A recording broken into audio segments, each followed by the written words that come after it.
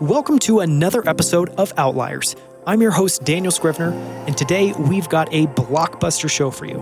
On Outliers, I decode what the top 1% of performers across industries have mastered and what they've learned along the way. In each episode, I dive deep to uncover the tools, habits, and ideas that we can all apply in our own lives. And today, I'm talking to Dylan Taylor. In 2019, PitchBook named him one of the top 10 investors in space and space technology. While SpaceX, Virgin Galactic, and Blue Origin have taken off in recent years, Dylan's been investing in outer space for over a decade. First as an angel, and now as CEO of Voyager Space Holdings, where he's building the Berkshire Hathaway of space holding companies. And that's not even scratching the tip of the iceberg, as Dylan's also served as the CEO of a public company, he's been on numerous boards, and he runs his own space-focused nonprofit called Space for Humanity. Dylan is a wealth of wisdom, and this episode is a masterclass on the past, present, and future of outer space. Please enjoy this incredible conversation with Dylan Taylor. Dylan, I am so excited to have you on the show. Welcome to Outliers. Thank you, Daniel. It's my pleasure. My pleasure, my honor to be here. You know, throughout the course of this episode, we're going to do a super deep dive into space technology and the space sector in general and what that is shaping up to look like and what you're building at Voyager Space Holdings. So there's a lot we're going to cover. But what I wanted to do to maybe set a little bit of context for everybody is just take a little bit of a step back, and if you could help share a little bit of how you first got interested in space and how that fascination has kind of changed and evolved over time. Sure. Oh, yeah. I'd love to. Yeah, it's interesting. Like a lot of folks, perhaps, that have had some success in whatever endeavor they set out to do originally, I found myself in a situation, probably in my late 30s, I'm 49 now, where I was kind of looking around saying, okay, I've had some success in the business world. I've set out and achieved a lot of the things I thought I wanted to achieve in my career, but I was left wanting, to be honest about it, Daniel. And I was really looking around saying, okay, is this it? What's the purpose of all of this? And I had a very influential book that I read at that time. I don't know if you ever read The Last Lecture. No. It's definitely worth reading, and I won't spoil it for you or the audience. It's actually an actual lecture you can watch on YouTube as well. But essentially what it challenges you to do is really probe your psyche, and in particular, kind of the early years of your life, and really reflect on what are you truly passionate about? What really, creates that fire within you? And for me, it always had been space. Whether it's the thrill of the exploration of space or sort of the scientific discovery associated with space or kind of the heroic nature of space. It was really all those things kind of wrapped into one. And I had met someone who was very influential in my life at the World Economic Forum, the meeting in Davos about this time, a gentleman named Eric Anderson. And Eric was notable in so far as he founded the company that allowed tourists to go to the International Space Station. And so Eric and I became close friends, and I told Eric, I said, look, I've had this realization that I'm super passionate about space. I really want to get plugged into the industry. What would you suggest? How could you help me fulfill that? And essentially what we came up with was the industry really was plugged or blocked, for lack of a better word, at the early stage capital formation of the capital life cycle. In other words, companies just weren't getting formed. This is sort of 2008, 2009, and there wasn't a lot of early stage capital available. So long story short, I reflected on, okay, I want to get plugged into the space industry. I'm super passionate about it. And I always approach things from the vantage point of what skill set can I bring to the table and how can I add value? And so in discussing it with Eric and others, we determined, the industry really needs that early stage capital. And then with respect, I'll say this, I don't mean this to sound negative or condescending, but at that time and still today, this persists. Space is really exemplified by super brilliant technical minds, but not necessarily folks that have a lot of business experience or business acumen. And so the thought was, can I bring some early stage capital to play? Can I bring some business acumen? because I had some experience running large global companies. Can I bring that to the fold in let's say, a business mentorship arrangement and add some value to the industry? So that's how I initially got involved. And just the more I got involved in the industry, the more my passion really was validated, and ultimately have moved into the industry full time. But there were several years where I was kind of bridging that gap between, my true passion and really sort of my day job, for lack of a better term. No, that makes sense. You mentioned, I know this about you, that you're just fascinated by and captivated by space. Is there a defining moment early in your life? Was there something that just kind of hooked you and grabbed you early on? Mm-hmm. Yeah, I've reflected on that question a lot. I think there are two answers to that. The first is my earliest memory of space was actually with my father, who has a technical background. He's actually a college professor, PhD in multiple degrees in math and engineering and science. But my earliest memory is watching Star Trek with him. I was probably 3, so it would have been, I guess, 1973. But I do remember that. I just remember the awe and wonder of sort of the undiscovered. Mm-hmm. And so I think fundamentally for me, it's really that exploration, discovery piece. But then later in my life, I got deeply into meditation and sort of just again, this is the notion of discovery, discovering the mind, discovering sort of the inner workings of how we think, how we reflect, spiritual practices, things of that nature. It got deeply into meditation. And one of the things I observed or perceived was that space probably is, and I'll even say it is definitively the most fundamental tool for transformation that humans are aware of.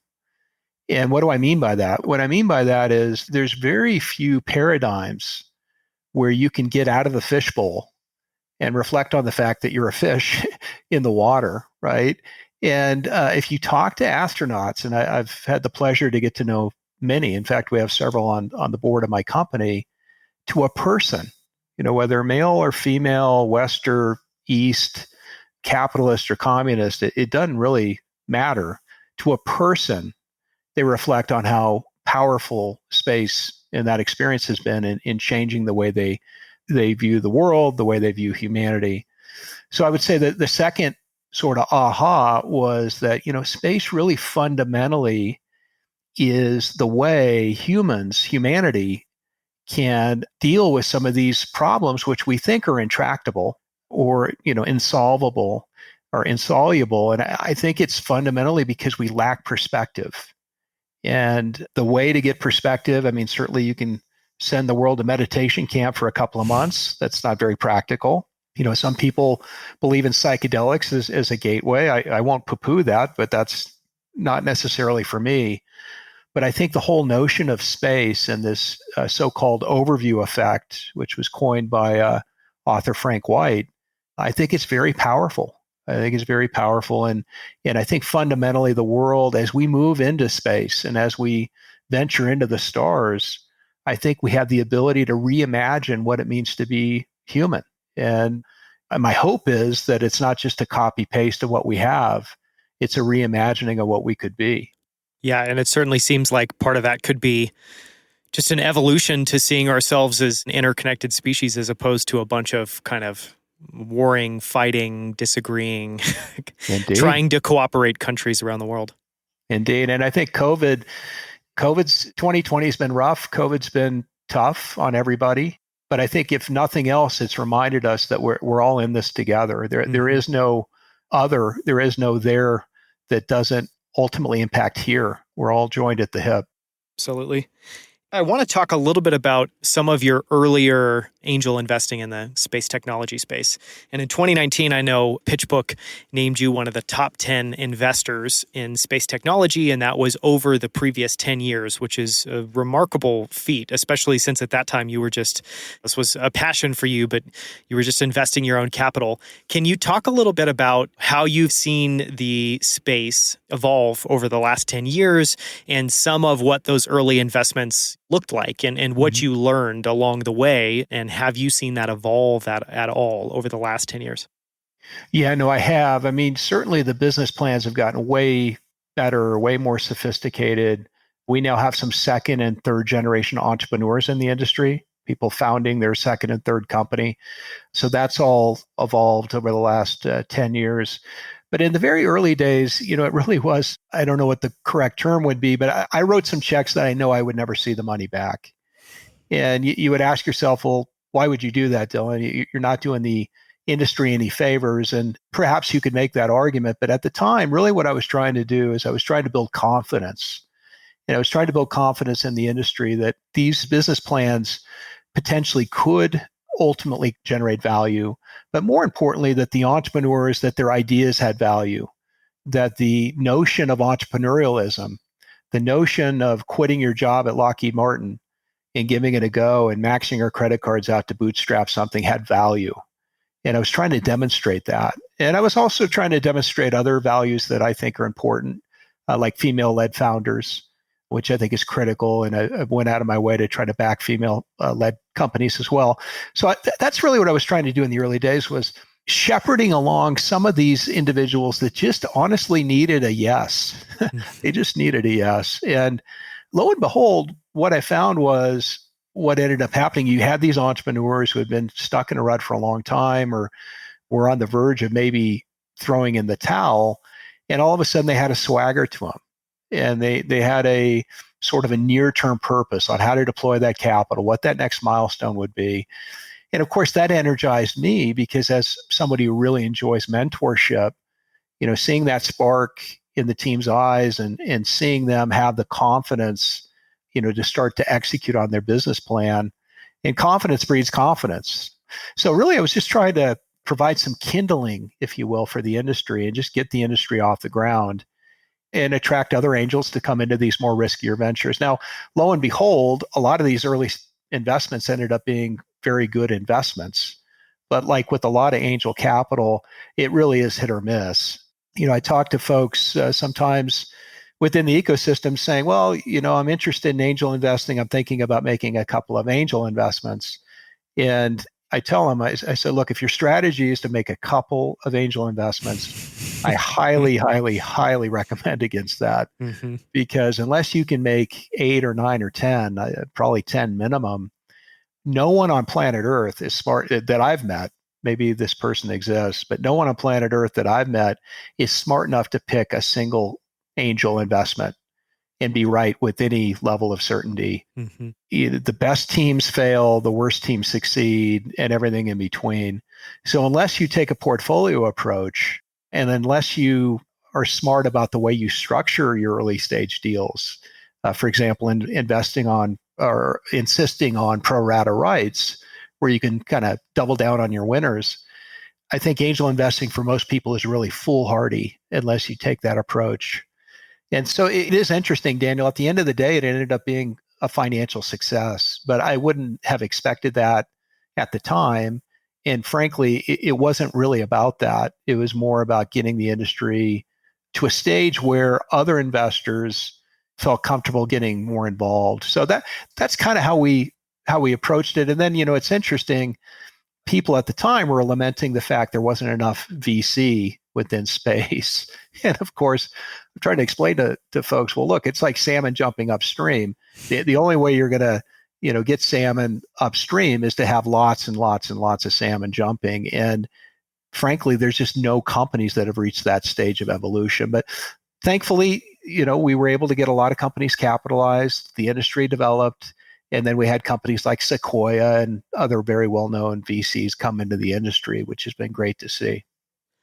Yeah, and it seems like lately there's just been a return of optimism around space. And I think, I'm 34, but I don't have any vivid memories early in life of some of the incredible accomplishments that happened a little bit earlier on. And so I'm curious, have you felt that? Have you seen that? Was there an ebb where there just wasn't a lot going on? There was a little bit of a lack of optimism, clearly a little bit of a lack of private sector leadership. And it seems like that's now returning. But I'm curious how optimism and pessimism and a little bit of that lull in terms of the just passion and excitement and interest in space, how you've seen that play out over time.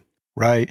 Well, I think it's really exploded in the last, that's probably the wrong verb actually, but it's really taken off. Maybe that's a better verb here in the last, call it 36 months. I mean, SpaceX, I've got to give Elon and his team, Gwen in particular, the president of SpaceX, credit.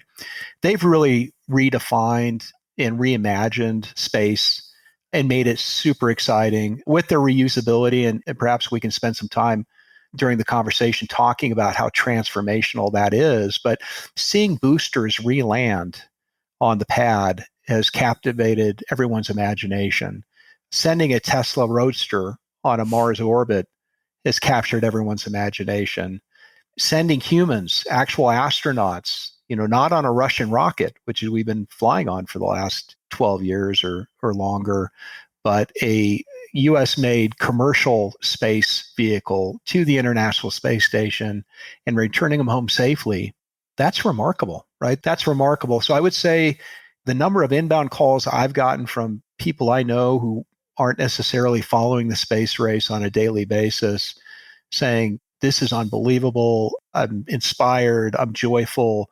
How do I buy SpaceX shares? I mean, it's shocking, Daniel, how frequent that occurs now. So I think you're absolutely right. I think it's a renaissance right now for space, not only in the US, but around the world. I mean, we had 3 Mars launches in the month of July, and one of those was by the UAE, a small country, wealthy, but small country in the Middle East, doing a Mars mission. I think that's extraordinary. So we've got a lot of really fun and exciting things happening. And to your point, I think there was a period of time where the industry lacked self-confidence. We had some early failures, whether it was the last space shuttle that ultimately killed the space shuttle program, or whether it was the Virgin Galactic Spaceship One that suffered an accident, a fatality, the fact that the US in particular could not get astronauts to and from the space station without flying on Russian rockets. So I think there were a lot of these things that you could point to say, we're actually probably working backwards, not forwards in the space race. But that has all definitely changed. Yeah, and I would love to touch on what you highlighted there, because as soon as you brought up the reusability of rockets, immediately that starts to connect a bunch of dots about why we are seeing a renaissance, which is we've gone through what sounds like an awkward transition of space being something that only governments could have enough money and manpower and power in general to be able to invest in and push forward, to now obviously technology's advanced, and now we are able to approach it much more economically and focus on things like the reusability of rockets in order to move it from something that almost has to be government funded to something that now becomes something you can entertain in the private sector. Can you expand on that a little bit? And I guess obviously the SpaceX and the reusable rockets is one example, but I'm sure you know many others, or you can maybe help connect that to a little bit of a broader context about how you've seen those economics change over time. Right. Yeah, it really is extraordinary, Daniel. So, I mean, imagine flying from Dubai to New York on Emirates on an Airbus 380, and at the end of that flight, throwing the $420 million airplane away. Right. Imagine that. I mean, no one would be able to afford to fly, right? Even if you were a sheik, you wouldn't be able to fly. So, and that's what we've been doing since the Apollo program. And I remember very vividly, before SpaceX stuck their first booster landing, talking to a friend of mine who happens to be president of one of the large space primes with a launch capability, and super smart guy. I've known him for years. And he said, Dylan, reusability is a fool's errand. It will never happen. And SpaceX is the laughingstock, and they're beating down the wrong path. And of course, about probably 2 months after that conversation, SpaceX stuck their first booster landing. They've now done multiple booster landings on the same rocket. They've reflown booster rockets several times. And I think at last count, it's 51 of the last 53 attempts they've landed the booster rocket. So was that, individual not an intelligent person? Did they not understand physics? No, it wasn't that at all. It was classic sort of innovator's dilemma, right? You can't imagine sort of the disruptive power of forces outside of your soap bubble, for lack of a better word, or your bubble. And so what he lacked was not a knowledge of physics, but he lacked imagination. And he lacked an understanding of how iterative the MVP, the Silicon Valley kind of approach design can be or was. And so, I'm fascinated by that because that's part of a larger theme happening in the industry, is the industry is being disrupted by this new space revolution, if you will. But back to reusability, it's totally changed the game. So just to give you some round numbers, to fly a pound of mass on the space shuttle was $100,000. So imagine a bottle of water, which is sort of by definition a pound, 16 ounces of water. It's $100,000 to orbit. Incredible. With the Lockheed Martin and ULA rockets, whether that's the Delta rocket or other vehicles that exist, that's sort of, call it $10,000 a pound to orbit, round numbers. With what SpaceX has done in reusability and the like, we're down to, call it $3,000 a pound, on our way to $1,000 a pound. And with other technologies that we think we can roll out, we think we can get that number down to $500 a pound ultimately. Maybe not to fly humans, but certainly to fly hardware. So that's just a shocking increase in performance and decrease in cost. And so imagine New York, if you were to look at a picture of Manhattan in 1910, roughly, what you would see is a fairly dense island with tallest building probably being about 7 or 8 stories. Fast forward to 1920, what would you see? Well, you would see a lot of mid-rise or early forms of the skyscraper. And why is that? Did we not know how to build tall buildings in 1910? Well, no, we did actually. We knew how to build tall buildings in 1910. That we perfected that over time. But what really changed was the advent of the elevator. That's what changed. Mm-hmm. People didn't want to walk 20 stories up to their penthouse apartments. So space is very similar. We've built now the elevator. We can now get mass to orbit in quantity. We're going to launch, Daniel, more satellites in 2020 than the history of our civilization prior to 2020. And that's in the middle of a global pandemic. 2021 will set another record.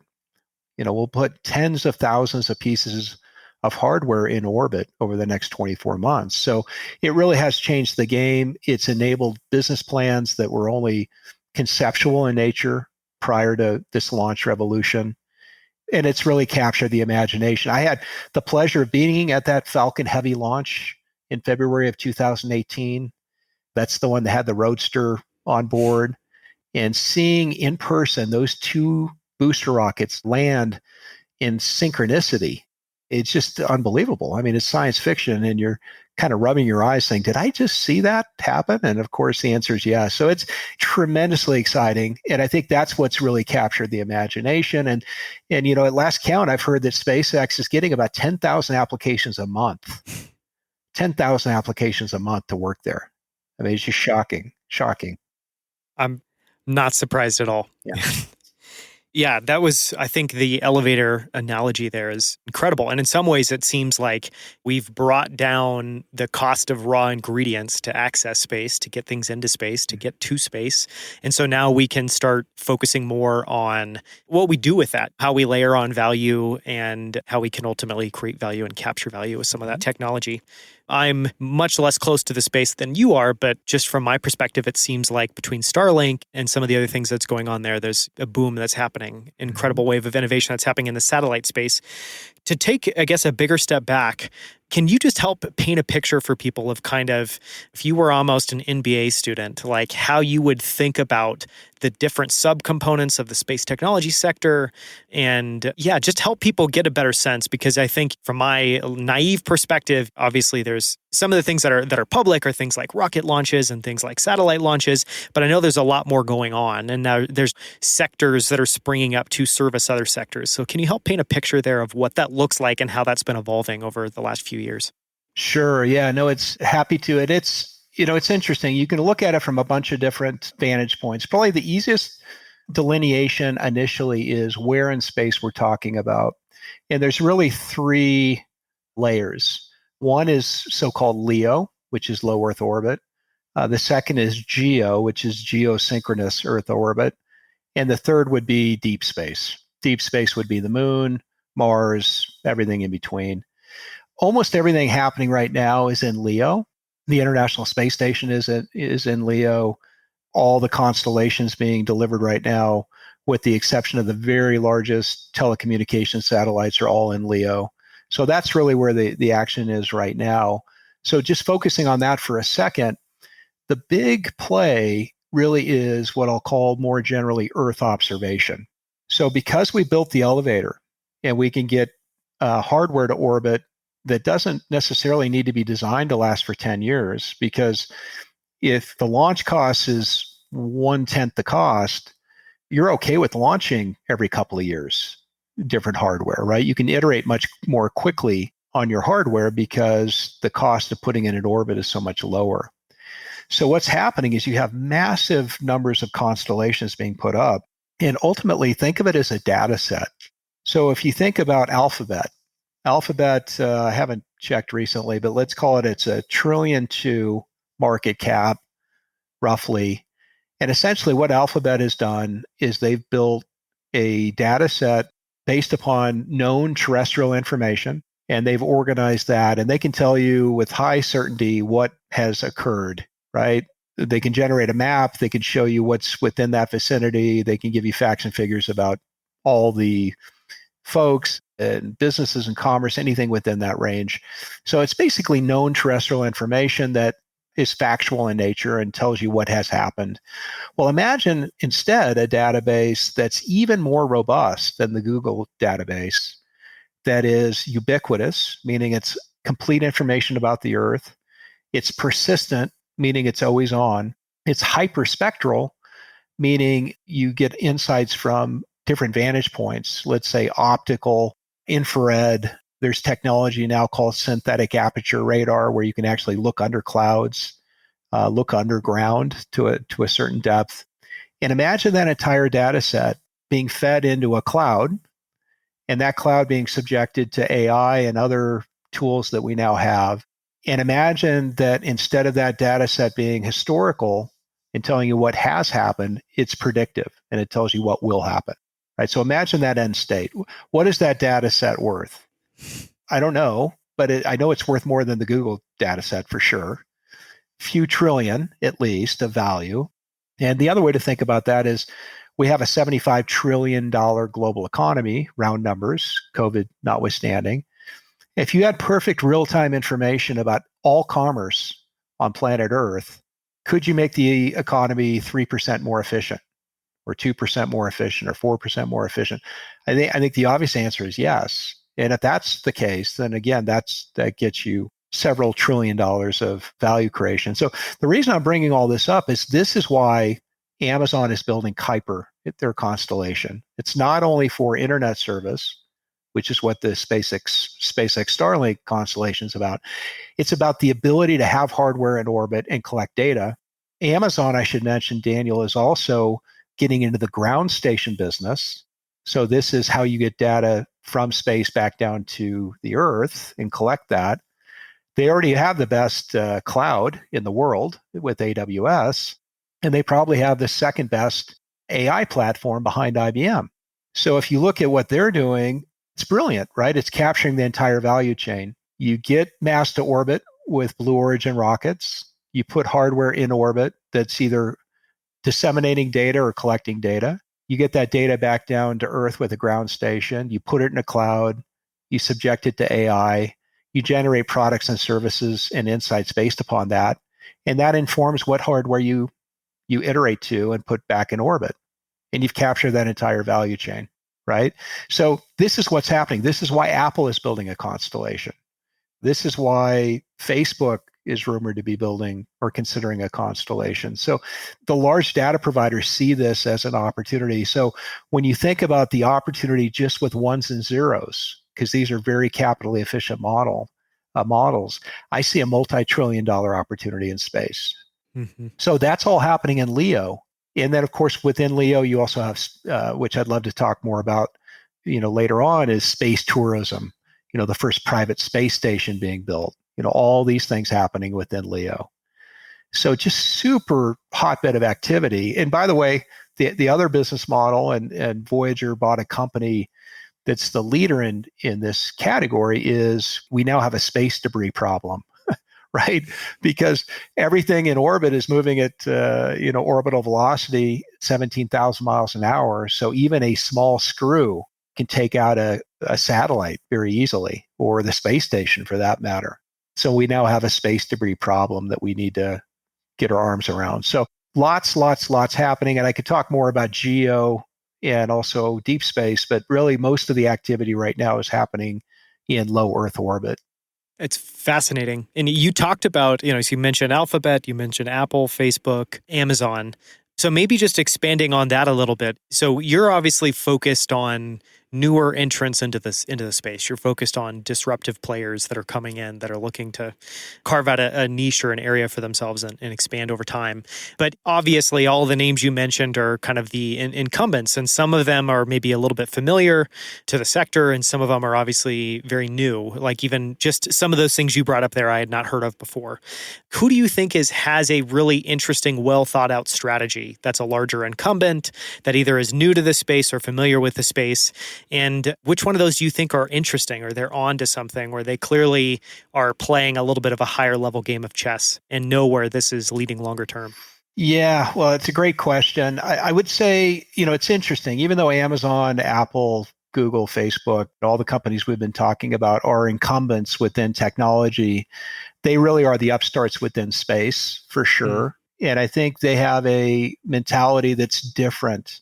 So maybe it's important to talk about who the old guard is within space.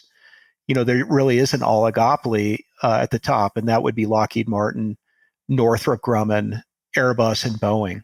That's really the big four, if you will, for space. And they're all great companies with great people and great leaders. And I know all four of the CEOs of those space divisions and companies. They all have good intent. They all have good ideas. It's not that they're somehow different humans than the rest of them, but they're a little bit of a victim of circumstance. And part of the challenge is they're trapped, if I can use that word, within large defense contractor companies. Mm-hmm. And the model for defense contracting has been, hopefully this will change eventually, is more of a cost plus. I hate to call it a jobs program, but it really is that. And so there's a disincentive to disrupt yourself, because if you do that, all you're really doing is lowering your cost structure.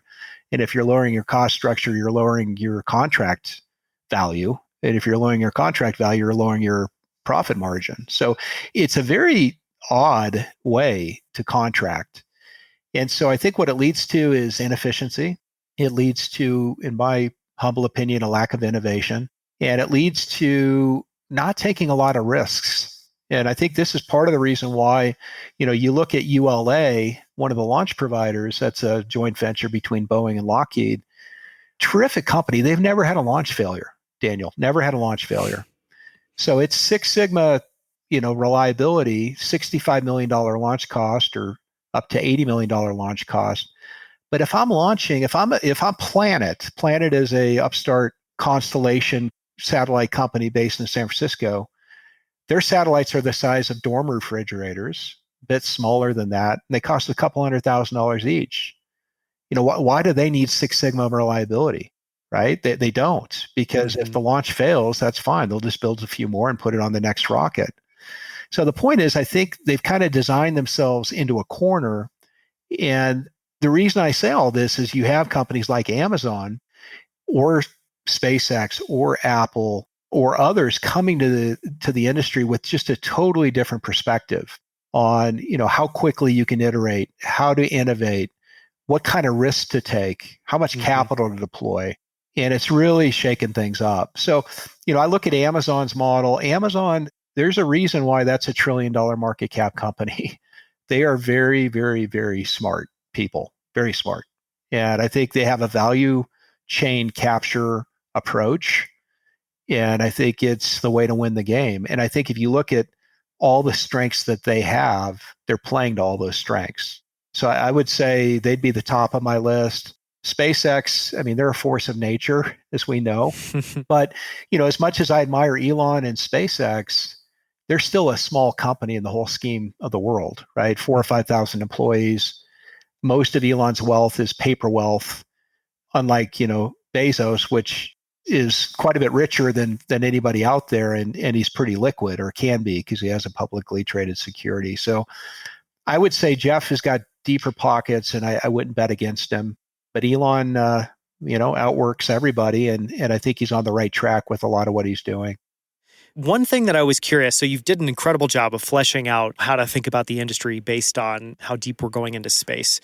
Can you give us a sense for the size of some of the technology players or some of the new disruptive players in the new space technology area? Obviously, what we've talked about most recently is some of the bigger players that they're going to be competing against. And so are you seeing, are there well-scaled private companies that are in the space sector, or is it all sort of an all or nothing game and it's a bunch of smaller players vying? Can you give us a sense for the range and the scale of some of the players in the space? Sure. Yeah, I do think the industry lacks scale. That's the short answer, Daniel. And that's part of the reason why we built Voyager Space Holdings, which we can talk a bit more about. Essentially, what you have a lot of highly innovative, highly creative companies that are very, very good within a narrow range of capability. But with a lot of supply chain industries, and space is a supply chain industry, it's all about assembling capability. So, for example, take automotive. If you are the prime, in this case, the OEM, if you're Tesla, if you're Ford, if you're GM, you dictate the value chain, right? Because you're selling the car, you're designing the car, and you ultimately determine buy versus build, and you determine who the supply chain providers are, and you determine who works together within that supply chain, right? So you have the lion's share of the economic value because you dictate the supply chain.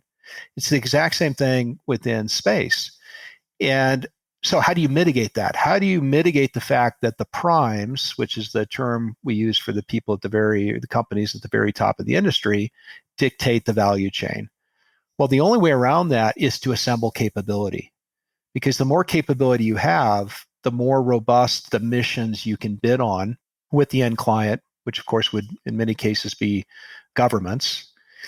And as you compete and win larger and larger missions and assignments, then you become the mini prime, if you will, and you make that decision on buy versus build and who you want to subcontract with. So the point is, you want to evolve from a commodity provider to a component provider to a subsystem provider to a system provider to a platform provider, and then ultimately a mission provider. And the more you move up on that food chain, the more the value you capture.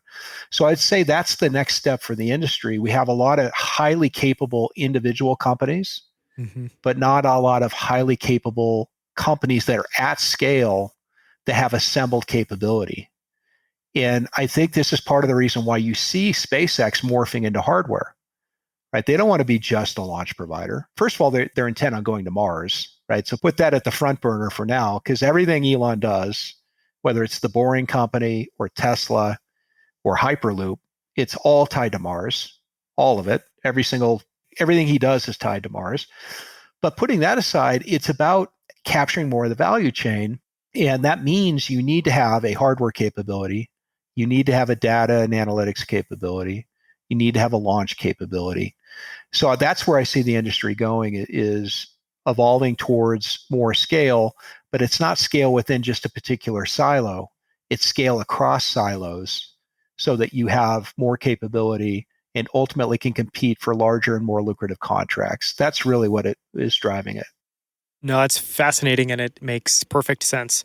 So starting from that idea, which you just did a great job of setting up, let's transition and talk about what led you to found Voyager Space Holdings and what you're focused on there. And I guess where I kind of want to start is, I feel like the last answer you gave is probably some of the insight that you based the decision to go and found Voyager Space Holdings on. But is that true? And were there other things, other trends, other things you saw playing out? And can you both set up what Voyager Space Holdings is and what the mission is, but also give us a little bit of an insight into why you felt like this was the right time and why you felt like it was the moment to try to build one of those vertically integrated players? Sure. Yeah, no, I'd love to. Yeah. So, again, starting sort of where we began our conversation, I'm in the camp that is super passionate about space as a tool for transformation. So what energizes me is getting humans into space. Like Jeff Bezos says, millions of people living and working in space. So Mm-hmm. the way my mind works, if that's the end goal, I always think to myself, okay, what are the constraints that are holding us back from achieving that? And what are some of the accelerants that we could add to the mix that would further, increase our chance of success or getting there quicker? So that's the way I think about it. And as we talked about earlier, at one time the industry was really stuck on this early stage capital formation problem. And so that's where I really spent a lot of my time. And I think for the most part, we've solved that or gone a long way towards solving that. Where the industry is stuck right now, in my view, is this whole notion of scaling. And in order to fully disrupt the oligopoly at the top, we're going to need more and more highly capable new space companies that are innovative, that are creative, that are bringing to the industry all these sort of creative forces that have taken us as far as we've already gone. And the challenge with that is as you scale these companies, as these companies become bigger and more capable, typically they become more bureaucratic. They become more calcified, is my new term I like to use. And you ultimately sort of win the battle but lose the war. You win the battle in the sense that you've achieved scale, but you lose the war because you haven't created anything better than what exists. So the whole notion is, how do you harness scale? How do you assemble capability and not stifle innovation? Right? That's the problem that we were trying to solve. And what we came up with was, look, there are so many things within space or any industry, but in particular space, that scale with size. Capital, of course, that's an obvious one. The bigger you are, the cheaper your cost of capital. But many, many other things, including the client relationship management function. So all of these new space companies have clients that include NASA, the Department of Defense, the Air Force, the Space Force. So they all have client relationship management functions they need to build. That's expensive. But obviously, if they're all in the same ecosystem, that scales. Public policy scales. Having a DC office. Most new space companies might have 2 hours a month with some outsourced provider in DC. Lockheed Martin would have 250 people in their DC office. So that's a big bridge to gap. But other things like technical areas like engineering and qualification, getting components space hardened or tested to make sure they're qualified for space. Base engineering for designing some of the components or subsystems on a particular mission. That all scales with size. All the back office, finance, administration, accounting. And oh, by the way, a lot of these founder-led technical firms, it isn't the highest and best use for these founders who are brilliant, in many cases, multiple PhD level brilliance, for them to be doing back office management or business administration, right? It's not only not their highest and best use, they get no joy from that either. So the whole idea is building world-class Fortune 500 infrastructure that these entrepreneurial new space companies can plug into, all the while acquiring companies, and we're acquiring majority control over these companies, so 51% to 80% of the equity. Why not 100%? Because we want the entrepreneurs to have heavy equity in the business and benefit. When we double, triple, quadruple the size of the company, we want them to benefit from that. And we also want them to feel like owners and not employees. So leveraging the best of the entrepreneurial spirit, heavy innovation, while scaling all the things back office and front office that scale with size, and screening it for three things. And this is critical. One is a financial screen. So we're only buying companies that are post-revenue, post-EBITDA, and post-operating cash flow. And a lot of people would say, well, that's zero companies. And the answer is actually there are thousands of companies within the space ecosystem that qualify.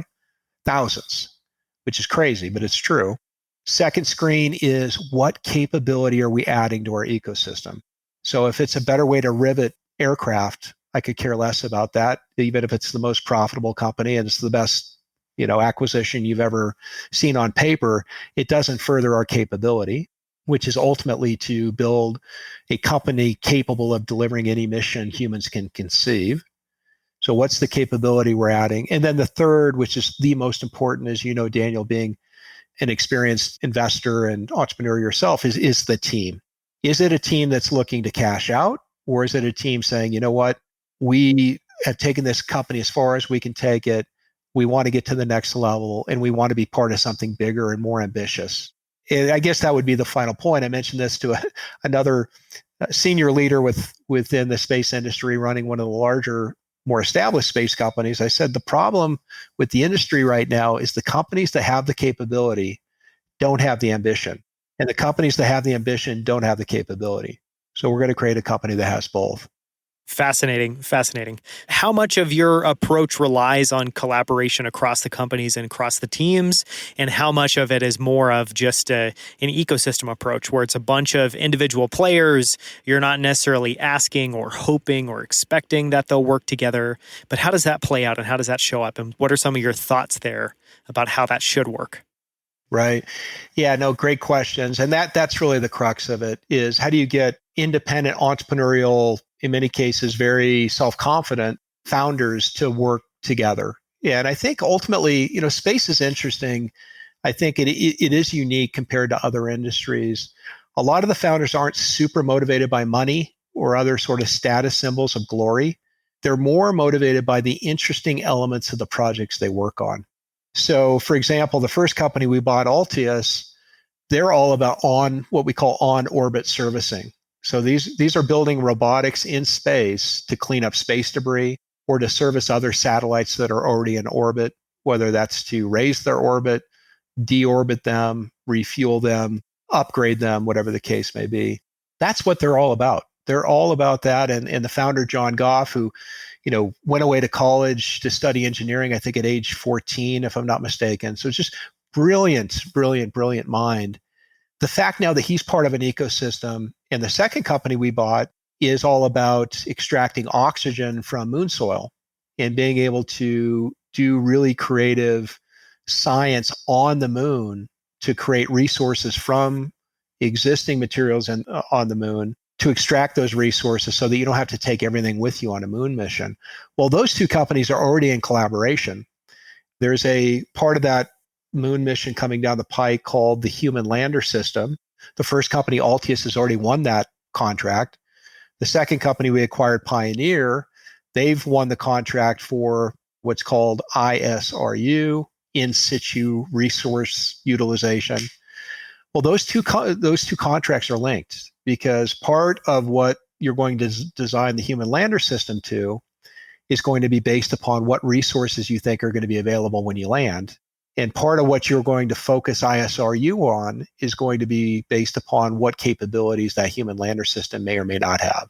So already you have a contract there that's linked, and already those two entrepreneurs are working together and their teams are working together to make both of those missions even more successful than they would be otherwise. So that's just a very simple example. And it's really easy to get people to collaborate when it's right at that overlap between their passion and the capability that their passion opens up for their partner. And that's just one simple example, but there are countless others. And imagine instead of having 3 portfolio companies or 4 portfolio companies, you have 15. Imagine all the intersections that can be generated there. Imagine all the contracts you can now bid on, where any one company wouldn't have the capability of bidding on it. But now you've assembled enough capability that you can bid on some really interesting missions. So you're striking at the key issue, which is how do you get people to collaborate and play nice? And within any company, whether you own it or not, or whether they're entrepreneurs or intrapreneurs, that's always the issue. Mm-hmm. But I think a lot of it has to do with the type of people. That's why I said our most important screen is the team, right? You don't want any folks on your team that aren't willing to collaborate or aren't motivated by that level of synergy. But then I think it's also the way you incent people. And again, this goes back to why we would insist that our teams have heavy equity in their businesses, so they benefit from that. So it's something that's very challenging, but I also think that's a barrier of entry for us as well. I was talking to a close friend and he said, Dylan, what you're proposing is very, very difficult to achieve. And I said, I'm counting on that. I hope it's difficult because that means that we're going to, when we do it, we're going to be that much further ahead of everybody else.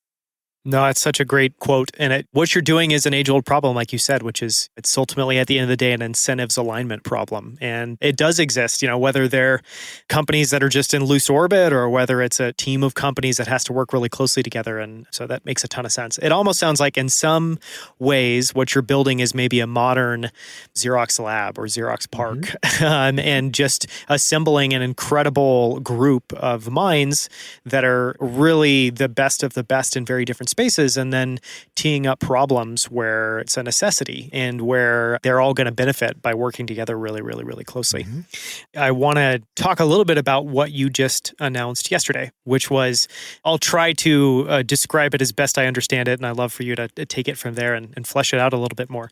But it sounds like at the end of the day, sort of an intellectual property exchange where it's an open marketplace where anyone can take IP and put it up for sale, and anyone looking for IP can go and be able to acquire the intellectual property they need. And what seems fascinating about it, it seems at the end of the day, like a lot of the bottlenecks in this space are probably intellectual property related. And that generally, I bet it would benefit all players to have free and open access, on equitable terms where people are getting compensated, but free and equitable access. And I'm guessing that given some of what we've talked about, just that the space probably hasn't matured to that level yet. But talk a little bit about what that is, what excited you about that space, and how you were able to kind of spin this marketplace up. Because obviously it's a two-sided marketplace. You have to have both demand and supply. So I'd love to dive in there and know a little bit more. Yeah, sure. It's super exciting. So again, back to this whole notion of how do you facilitate growth of the industry, right? Which is really sort of where we start our thinking. One of the frustrations that I have is the industry lacks standards. So there's not a standard satellite size or envelope. There's not standard electronics or a bus system. There's not a standard rocket. There's not a standard really anything, right? And, if you think of yourself as CEO of the industry, just thought experiment, and you think about all the innovation that happens, companies that appear, 4 or 5 people leave Boeing, start a company, create some great IP. For whatever reason, they can't get enough early stage financing or they run out of money. They go back to work at Boeing. Well, that IP, all that innovation is now under a rock somewhere that no one really knows about. And so trying to solve for this whole notion of standards, well, standards requires a conversation about what the best ideas are, but that presupposes that all those ideas happen to be. And so you got to turn over a lot of rocks in order to determine that. Put that aside for a second. We also have a notoriously bureaucratic IP transfer mechanism within NASA, the DoD, DARPA, you name it. And so the whole notion was, how do we better understand what IP is available out there, turn over those rocks, and at least shine light on what that IP is. And then once that IP is known, facilitate commerce around that IP, whether it's licensing arrangements or outright purchase and sales, but towards an end game where that end game is, let's have a conversation about what the best ideas are so we can orient as an industry around some of these standards. Because standards, a lack of standards is just a so-called dead weight loss within the economic ecosystem of the industry, right? Everyone loses theoretically with that. Yeah, imagine the rail system without, standard gauge. I joke with folks about, imagine pre-COVID, every hotel you go to around the world has a different Wi-Fi protocol. Right? Just imagine that world. And that's the world we're in within space. So that's the whole notion with the IP exchange. And it's been shocking the reception it's received. It's really far exceeded our expectations. So it tells me we have a good idea. And I think, from a Voyager standpoint, it's also good to be at the nexus, right? If we want to position ourselves as the most innovative space company, at the forefront of entrepreneurial innovation, having this exchange within our ecosystem, I think obviously serves our purposes as well. But it really was more about how do we help the industry identify the best ideas and ultimately coalesce around standards. That makes complete sense. I want to go back to something that you touched on, just the importance in the space that you're in of having an office in Washington, D.C. and, engaging with politicians and people at the highest levels of government there. And what I want to explore is, I think when most people think about that, they immediately think of lobbying or have a negative reaction of like, oh, that's probably, of course, that makes sense that some of the larger players have 250 people in that office. And I bet what they're doing is just working to kind of stifle competition and bolster up their position in the market and make sure that policy gets shaped to suit them. That's clearly not what you're doing. So can you talk a little bit about why that's so important and the way that you think about that and the way that you approach that? Yeah. I mean, I look at it as one part client relationship management, for lack of a better word. So, I mean, who are the clients? The clients are NASA, NOAA, those would be considered civil space, the Department of Defense, and that's both known budget and what they call black budget, which is the budget that nobody knows about. And within Department of Defense, of course, you have striations between Air Force, Army. Now, of course, we have the Space Force and everything in between. And then, of course, you have commercial space being the phenomenon that's really fastest growing right now. So DC is an important market for all those reasons. It's a hotbed of commercial space activity because a lot of companies are based there. Obviously, the DoD is all the infrastructure's there, and NASA's based there, et cetera, et cetera. So you definitely need a client relationship management function. But the second really gets at the heart of the matter, which is what is it you're trying to advocate for? From our vantage point, it's really more about advocating for opening up commerce. Mm-hmm. Right. So you alluded earlier that the perception might be anti-competitive sort of lobbying. And I think that is a strategy in DC, right? Let's join the country club and then keep everyone else from joining, right? Close the door behind you.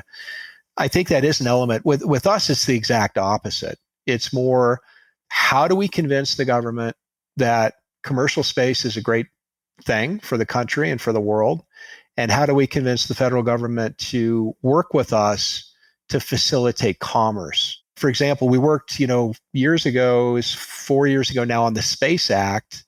Space Act sort of opened up and reimagined space resources and who could lay claim to space-based resources and how that ownership would work. Unfortunately, China is not a party to that agreement. So you could argue that an agreement that is U.S. only, doesn't have enough teeth in it. It needs to be more of a UN level agreement. But notwithstanding that, the whole purpose of that bill was to educate Congress and the courts and others that, look, commercial space is happening. And to have a Cold War era 1950s, 60s treaty govern space commerce doesn't make a lot of sense. We need to modernize that policy. So that's really where we're focused. For example, back to space debris, Altius, one of the companies we own, they've developed this technology that allows you to capture a satellite in orbit. It's basically a magnetic lock. And so if the satellite has this female adapter on its side, the male adapter on the satellite basically will turn on its magnet and it will orient the satellite towards that magnet and they'll couple, which is a lot more difficult than it sounds because these satellites are often spinning.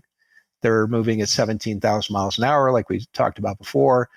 But if you have no way to capture them, then you have no way to deorbit them or to raise their orbit or refuel them or manipulate them in any way. And so one of the things that we think is important is that hardware, when it's launched, has some mechanism to allow you to capture the satellite. We think that's important. So that will be something that we're going to be advocating for. Other people might advocate for something slightly different than that. But I think that's ultimately good for the industry because it's classic tragedy of the commons, right? You and I could build a constellation tomorrow, put up some satellites. Our incremental risk of running into something is pretty low. But if everyone has that vantage point and everyone puts up satellites, then at the end of the day, you could have a situation where nobody is safe at the end of the day. So those are the kinds of things that we're going to be working towards. Yeah, and clearly space debris is just on a path, I would imagine, to grow exponentially. So that's a problem to start thinking about and get ahead of now. For sure. but I'd love to explore a little bit more. Like, what are the areas you think are super fascinating? And, I don't want to give away any secrets, but talk about that in a little bit of a high level way. And then how have you guys thought about that acquisition process? And if you can walk us through some of the steps there, I think it's something people would find fascinating. Sure. Yeah, absolutely. So in terms of areas that we're interested in, we've touched on a couple of them, but I'll just mention those and expand on a couple perhaps. So one is, we talked about building the elevator, right? So everything in the last 10 years has been about building a capability to get mass to orbit. The next generation, in my mind, is about manipulating mass in orbit. And so what do I mean by that? I think part of it is the ability to service or manipulate satellites in orbit.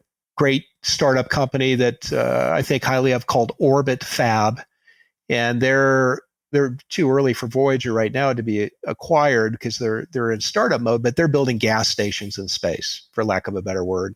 So imagine if you could refuel a satellite in space, then not only does it reduce the size of the satellite that you're sending up, because all satellites are sent with a lifetime of fuel on board today, but allows you to start thinking about actual infrastructure in space, right? And actual commerce in space where things are happening in space as opposed to purpose-built hardware going up and never coming back or never changing once it's up there. So the whole on-orbit servicing is a huge area. What that leads to is another area I'm very interested in, which is space-based manufacturing, which we could spend a ton of time talking about, but there are some fascinating applications for space-based manufacturing. And imagine, there was a gentleman by the name of Jerry O'Neill, who is a Princeton professor, who's really seen by many as the godfather of modern new space. He inspired Jeff Bezos. He inspired Peter Diamandis. He inspired Rick Tumlinson. Princeton professor, died a bit too young of leukemia. In fact, fun fact, the reason Bezos went to Princeton was because Jerry O'Neill was a professor at Princeton. And in Jeff Bezos's high school valedictorian speech, he talked about how influential Jerry O'Neill was, and the book he wrote called The High Frontier was to his thinking. And he said, I'm going to go make a bunch of money in business. And once I do that, I'm going to implement this book and build a space company. Apparently, that's what he said when he was 17 in his high school valedictorian speech. So the reason I mention all that is Jerry's vision is imagine all heavy industry is not on Earth. Imagine all heavy industry is in space. It's in free space. And the Earth is like a national park, if you will. It's an oasis. That's a pretty cool vision. Whether that's practical or not anytime soon, who knows? But so space-based manufacturing captures the imagination. I think there's some real teeth with that now in terms of capability. The other one I really like, Daniel, is space-based energy. There's unlimited energy in space, right? The sun's right there. There's no atmosphere. Solar works really, really, really well. So it's all a matter of distributing power in space. There are models that would allow you to actually send energy back from space to Earth, whether it's via laser or via microwaves, but certainly within space or distributing power to the moon, for example, that's all technically feasible. So very, very interested in those models as well. And then on the Earth observation side, so these are all the constellations going up, climate change and weather. That's really where we're very focused right now. Super interesting. I think our climate science is very mediocre. And it's not for a lack of trying. It's really because that climate data hasn't been privatized or commercialized. So we're now seeing the advent of a lot of commercial weather satellite companies. So that means the data is going to be better. And with better data, you get better models. And with better models, you get better recommendations. So we're super excited about that. So on the diligence process, just briefly on that, first of all, it's very difficult in COVID times. Obviously, you can't do a lot of the things that you would do in a normal world, getting all the teams together in the same room for an extended period of time. But we're really diligencing heavily the tech. If we don't understand it, we're not going to buy it. Understanding, is there a moat around the tech, or if there's not a moat around it, is there enough of a head start that you can innovate your way into a moat? And then ultimately, what does the team look like? Is that team actually capable of taking product version 2.0 to 3.0 or 4.0? Do they have the imagination? Do they have the technical capability to iterate? Because as Elon has said, at least I heard him say recently, and I think Bezos has said this too, focus exclusively on the product, right? At the end of the day, the product is what really matters because that's what's going to drive value. In space, that is very much the case, right? Without a product that's technically viable and differentiated from what else is out there, it's very difficult for salesmanship to win the day, right? Because it's just that stakes are too high. So you really need to focus on the product. So we spend a lot of time in technical due diligence.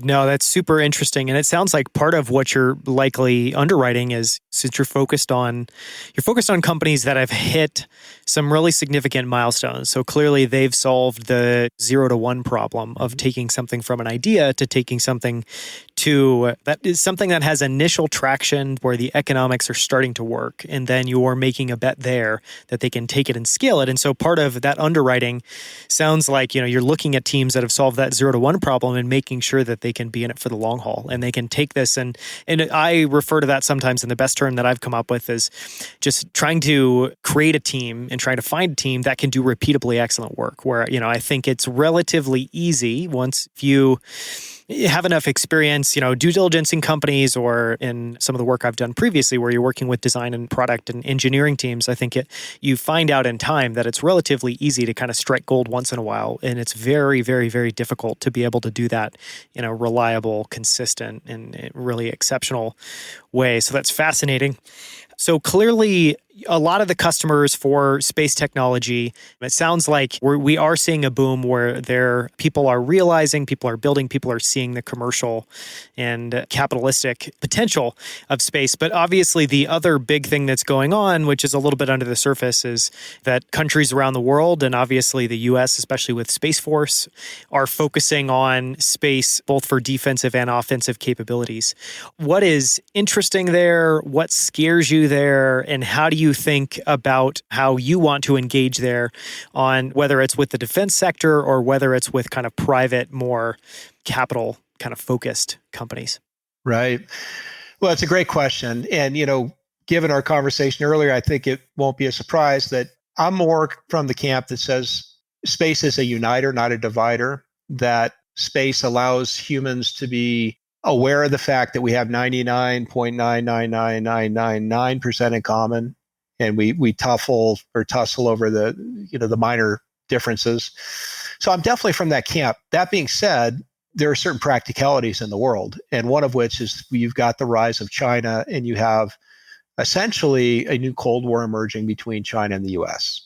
Mm-hmm. And there's going to be backers of the U.S. model, and there's going to be backers of the Chinese model.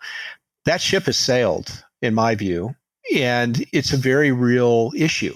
And we have now hypersonics and offensive capabilities in space where, someone theoretically could take out the GPS constellation as an example, which would be devastating to global commerce. So, there are some very real threats out there.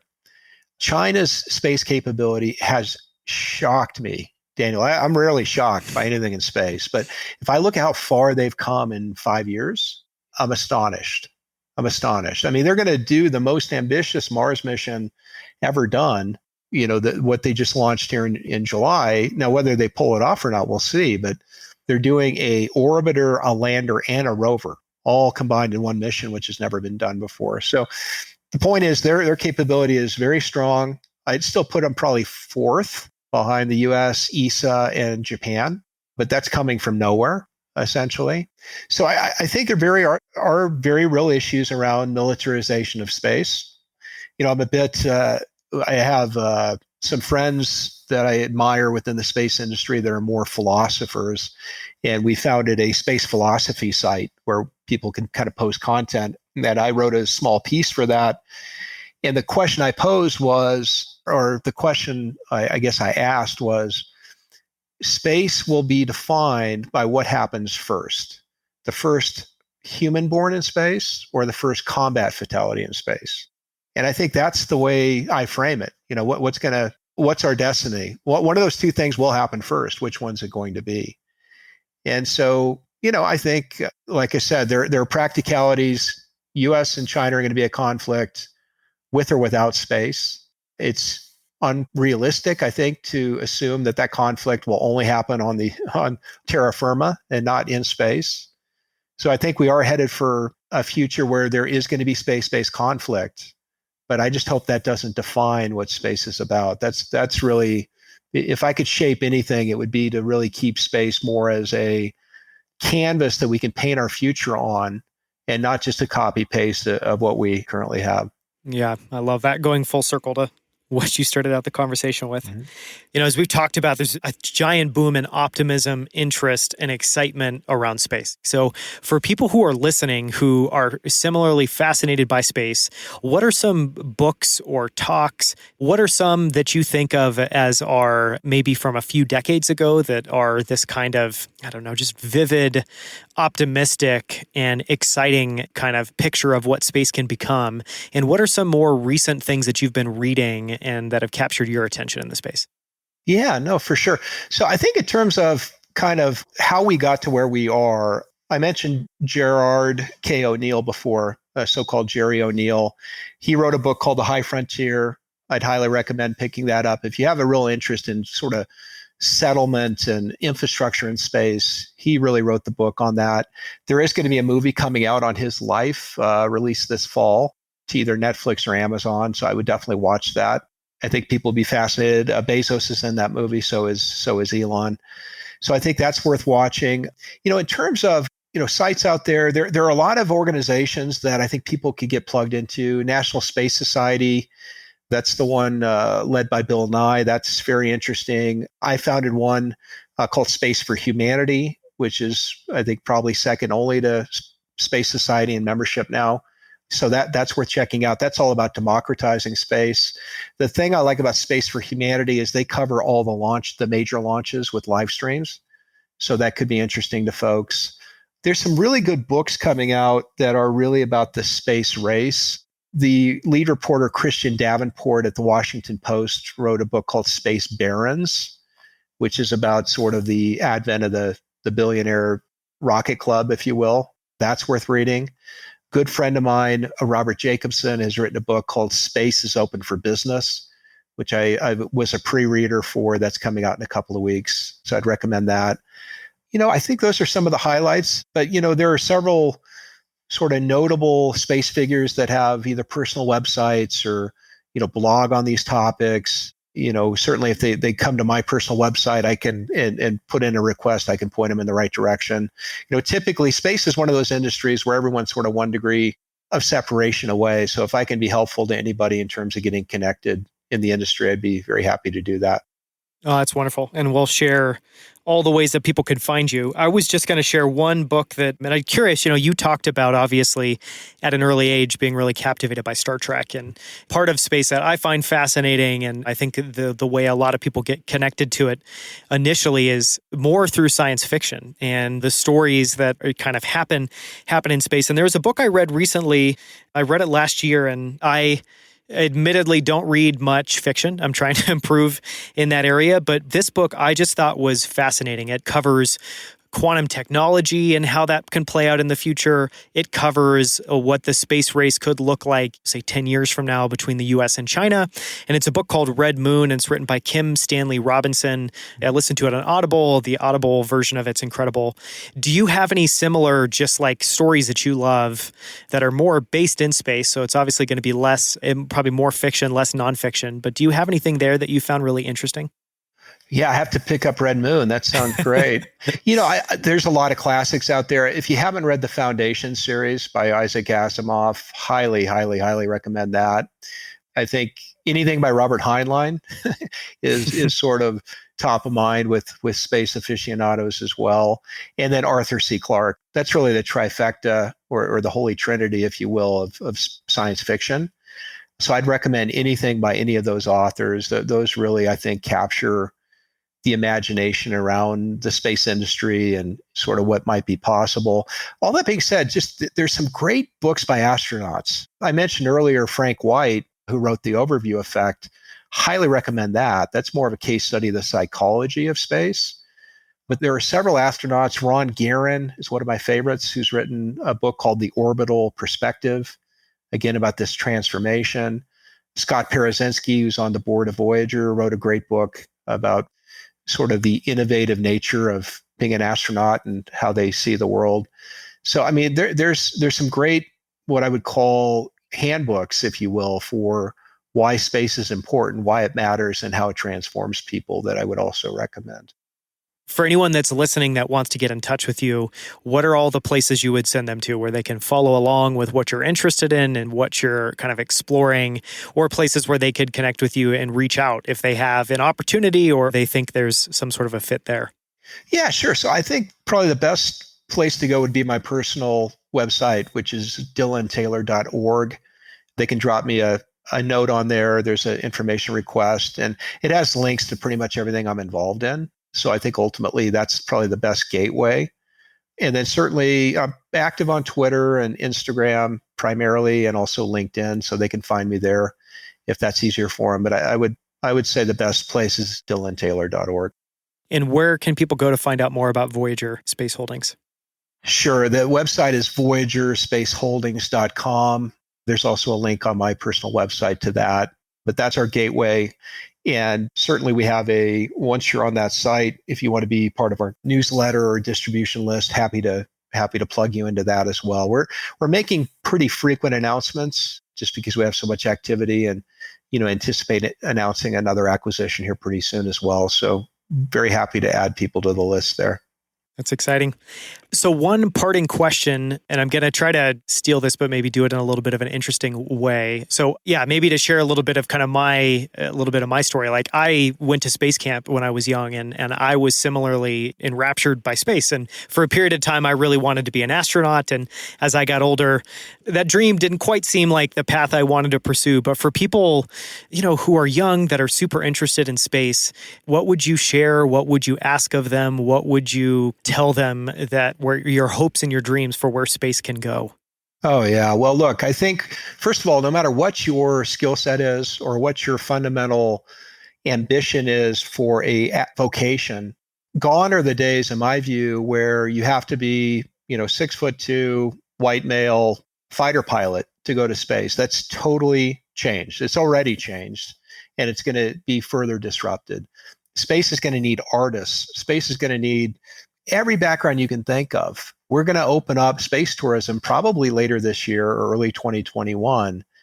It will be an everyday occurrence that you're going to know somebody who's been to space, here in 2 or 3 years. And as that price point gets lower and lower, and we build more infrastructure in space, more and more people will have the opportunity to go. So I would say you can have your cake and eat it too. You don't have to study a technical subject if that's not something you're super interested in. You can be passionate about space and study art.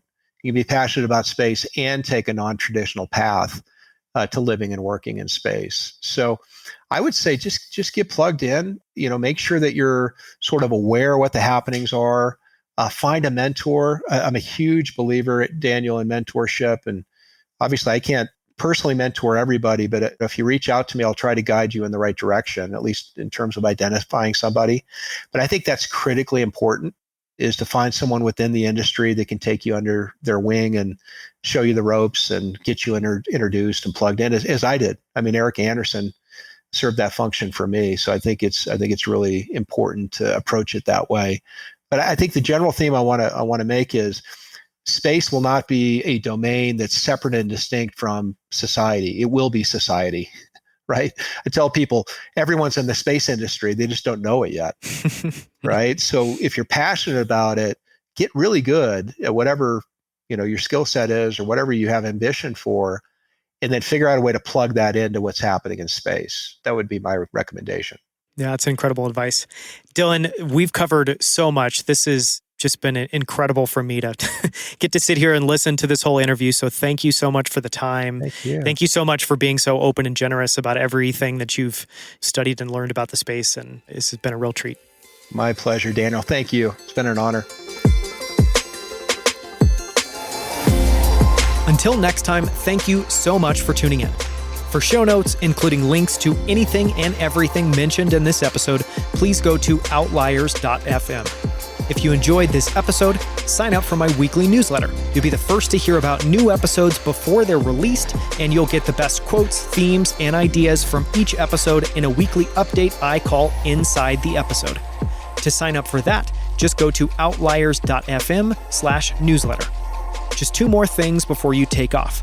Number one, if you enjoyed this episode, please leave a review in iTunes.